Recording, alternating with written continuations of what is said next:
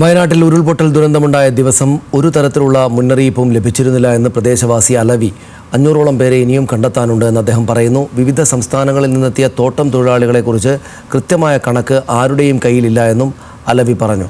P K Sareesh തയ്യാറാക്കിയ റിപ്പോർട്ടിലേക്ക്. എത്ര വീട്ടുകാരിപ്പം അല്ലെങ്കിൽ വീടുകൾ നശിച്ചിട്ടുണ്ട്, എത്ര വീട്ടുകാരിപ്പോൾ ക്യാമ്പിലുണ്ട്? അങ്ങനെ വീടിൻ്റെ അടുത്ത് ഇവിടെ ഇപ്പോൾ മൊത്തത്തിൽ പോയിക്കണം. അപ്പോൾ ഇനി ഒരുപാട് ബോഡി കിട്ടാണ്ട്, അപ്പോൾ അതിനുള്ള തരച്ചില്ലാണ്. ഇപ്പോഴും ആ വീടിനടിയിൽ ഉണ്ടാവും എന്നുള്ളത് തന്നെയാണ് ആ ഒരു ധാരണയാണ്. ഞങ്ങൾക്ക് ഇവിടെ ഇല്ല, ആൾക്കാർക്ക് അവിടെ ഉണ്ടാവും ഇവിടെ ഉണ്ടാവും എന്നില്ല ധാരണയാണ്.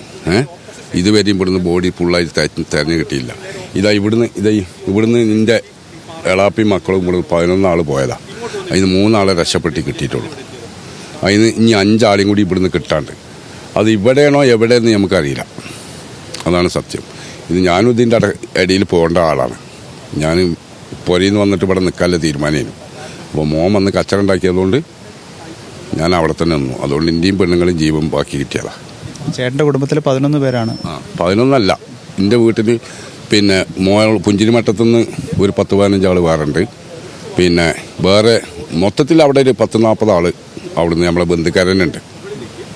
പിന്നെ അത് കഴിഞ്ഞിട്ടാണ് പിന്നെ ഇവിടെ വെള്ളം കയറിയത്. ഇവിടെ മൊത്തത്തിൽ ഡാമായിട്ട് നിന്നതാണ്. ഇവിടെ ഈ കുടുങ്ങിയ സ്ഥലമാണ്. ഇത് ആദ്യത്തെ പൊട്ടിലെല്ലാം വന്ന് ഇവിടെ തങ്ങി ഈ വെള്ളം കെട്ട് ഏന്തിപ്പോയി.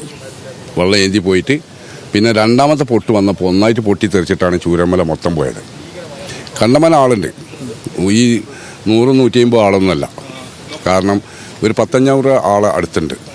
ഈ മേഖലയിൽ ഇനിയും കൂടുതൽ ആളുകളെ കണ്ടെത്താനുണ്ട്. അവർ ഈ വീടിനടിയിൽ തന്നെ ഉണ്ട്. എവിടെയാണ് ഇല്ലെന്ന് നമുക്ക് പറയാൻ കഴിയില്ല. ആ മണ്ണിൻ്റെ അടിയിൽ ആളുണ്ട്. നമുക്കിനി ശരിക്കും 5 ബോഡി ഇവിടുന്ന് ഈ വീടിൻ്റെ അവിടുന്ന് കിട്ടാണ്ട്. കടയുടെ അടുത്തുനിന്ന് മാത്രം 5 ബോഡിയും കൂടി കിട്ടാണ്ട്. കൂടുതൽ ആളുകൾ ഇവിടെ നിന്ന് ക്യാമ്പിലേക്ക് മാറണം. ഇങ്ങനെ മഴ പെയ്യുമ്പോൾ ക്യാമ്പിലേക്ക് മാറണമെന്നൊരു നിർദ്ദേശം കൊടുത്തിരുന്നതൊക്കെയാണ് സാർ. അങ്ങനെ ഇതുവരെയും വന്ന് പറഞ്ഞിട്ടില്ല. ഇവിടെ കുറച്ച് ആദിവാസികളുണ്ട് അതിന് മുകളിൽ. അവരെ കൊണ്ടുപോയിട്ട് ഏതോ ക്യാമ്പൊക്കെ മാറ്റി എന്നല്ലാതെ വേറെ ആരോടും ഞങ്ങളോട് ഇവിടുന്ന് മാറാൻ പറഞ്ഞിട്ടില്ല. പിന്നെ അങ്ങനെ മൈക്ക് കിട്ടിയിട്ടോ അല്ലെങ്കിൽ വേറെ എന്തെങ്കിലും രീതിയിലോ ഒന്നും പറഞ്ഞിട്ടില്ല. നേരത്തെ ഉരുൾപൊട്ടൽ സാഹചര്യം ഉണ്ട്. ഇപ്പം എല്ലാവരും പറയുന്നുണ്ട് ഓരോടൊക്കെ ഞങ്ങൾ മാറാൻ പറഞ്ഞാണെന്ന്. അത് വെറുതെ പറയാണ്. അങ്ങനത്തെ ഒരു സംഭവം ഉണ്ടായില്ല. കൃത്യമായിട്ട് നേരത്തെ പറഞ്ഞിരുന്നെങ്കിൽ ഒരു പക്ഷേ ആളുകൾക്ക് മാറാൻ കുറേ ഇതിന് മുന്നേ നമുക്കൊരു സൂചന കിട്ടിയേക്കാണെങ്കിൽ അവനാൻ്റെ ജീവൻ ഞാൻ നോക്കൂലേ. അപ്പോൾ കിട്ടിയ സ്ഥലത്തേക്ക് മാറുമല്ലോ. അപ്പോൾ അങ്ങനെ മാറിയതാ. ഞാൻ എൻ്റെ വീട്ടിലായിരുന്നു. ഇത് സംഭവിക്കുന്ന ഒരു 1:40 നല്ല ടൈമിനാണ്. 1:40 ആകുമ്പോൾ ഞാൻ വീടൊക്കെ ഇങ്ങനെ കിടുകിടാന്ന് വിറക്കുകയാണ്. വിറച്ചും കൊണ്ട് നിൽക്കുമ്പോഴാണ് അപ്പോൾ ഞാൻ എൻ്റെ മോനും പെങ്ങന്മാരൊക്കെ അപ്പുറത്തുണ്ട്. അവരൊക്കെ കൂക്കി വിളിച്ചിട്ടാണ് എല്ലാവരും ഒരു 100-300 ആൾ ഇവിടെ വന്ന് ഇവിടെ റിസോർട്ടിൽ കയറിയിരുന്ന് ഒരു 150 ആൾ ഇവിടെ ആ കാറ്റാടി നിൽക്കണേ ആ ഭാഗത്ത് തേയിലത്തോട്ടത്തിൽ ഒരു 10-200 ആളുണ്ടായിരുന്നു. ഒക്കെ രക്ഷിച്ചത് ഒരു 6 മണിയായിരിക്കണം ഇവിടുന്ന് പോയപ്പോൾ. അതിന് മുന്നേ ഇവിടുന്ന് രക്ഷിക്കാൻ ആരും വന്നിട്ടില്ല. പിന്നെ അവിടെ ഒരു പാലം കെട്ടാൻ വേണ്ടിയിട്ട് ശ്രമിച്ച് അവിടെ വിജയിച്ചില്ല. പിന്നെ പട്ടാളക്കാർ വന്നിട്ടാണ് ഒരു ആ കോണിയും ഫയർഫോഴ്സിൻ്റെ ആൾക്കാരൊക്കെ പാടെ വന്നിട്ടാണ് അവിടെ പാലട്ട് ചൂരമല അമ്പലത്തിൻ്റെ അവിടെ. അങ്ങനെയാണ് ഞങ്ങൾ ജീവൻ കഴിച്ചിലായത്. ഇനി പുഞ്ചിരിമട്ട മേഖലകളിൽ ഇനിയും ആളുകളെ കിട്ടാനുണ്ട്. ഇത് അതിൻ്റെ മുന്നേ കുറേ വയസ്സന്മാരെ ഇവിടുന്ന് കൊണ്ടുപോവുകയാണെന്ന് പറഞ്ഞ് വയസ്സന്മാരെ കുറേ കൊണ്ടുപോയിട്ടൊക്കെ മാറ്റി. അപ്പോൾ നമ്മൾ അവിടെ പാലം ശരിയായിട്ടില്ലെങ്കിൽ 2 ദിവസം ഇവിടെ നിൽക്കേണ്ടി വരും എന്നുള്ളൊരു സൂചന ഉണ്ടായിരുന്നു ആൾക്കാർക്ക്.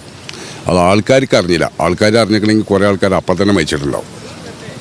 നമ്മളോടൊരു വിവരം പറയണ്ടേ, ഇങ്ങനെ 2 ദിവസം കഴിഞ്ഞിട്ട് നിങ്ങൾക്ക് പോകാൻ പറ്റുള്ളൂ എന്ന്. അത് പറഞ്ഞില്ല. അപ്പോൾ നമ്മൾ ഇറങ്ങിപ്പോയിനു. അതുവരെ പറഞ്ഞില്ല നമ്മളോട്. അത്തിരി ആൾക്കാർ നഷ്ടപ്പെടുകയല്ലേ.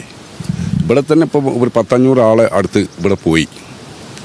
ഇവിടെ കുറേ ബംഗാളികളും പിന്നെ കുറേ ഇവിടുന്ന് വന്ന ആൾക്കാരും ഇവിടെ ഒരു റിസോർട്ട് ഉണ്ടായിരുന്നു. അവിടെ അതിന് 4 ഡോക്ടർമാർ പോയി എന്നാണ് പറയുന്നത്. അവിടെ 4 ബംഗാളികൾ വേറെ താമസിക്കുന്നുണ്ടായിരുന്നു. ആ ബംഗാളിയൊന്നുമില്ല, അതിൻ്റെ ഒരു കുട്ടീനെ ഇവിടുന്ന് കിട്ടി. അപ്പോൾ അത്തരത്തിലുള്ള ആളുകളുടെ കണക്കുകളൊന്നും നിലവിലില്ല. കാരണം വന്നവരുടെയോ അല്ലെങ്കിൽ പുറത്തുള്ള ആൾക്കാരെ കണക്ക് നമുക്കും അറിയില്ല. കാരണം എത്ര ഉണ്ടായിരുന്നു നമ്മളിങ്ങനെ കാണും.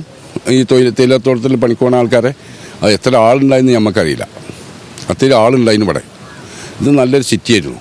അത്യാവശ്യം കുഴപ്പമില്ലാത്ത ഒരു ടൗണായിരുന്നു. യഥാർത്ഥത്തിൽ ഇത് തന്നെയാണ് വലിയ പ്രതിസന്ധിയായി പറയുന്നത്. കാരണം പുറത്തുനിന്നെത്തിയ നിരവധി ആളുകളുണ്ട്. അപ്പോൾ അത്തരത്തിലുള്ള ആളുകളുടെ പേരുകളോ അല്ലെങ്കിൽ എത്ര പേർ ഇവിടെ ഉണ്ടായിരുന്നു എന്നത് സംബന്ധിച്ചോ കൃത്യമായ വിവരങ്ങൾ ആരുടെ കൈകളിലുമില്ല. അത് ഒരു വലിയ പ്രതിസന്ധിയാണ്. രക്ഷാപ്രവർത്തനത്തെ സംബന്ധിച്ചിടത്തോളം അത് വലിയ പ്രതിസന്ധിയായി തന്നെ തുടരുന്ന ഒരു സാഹചര്യമാണ്.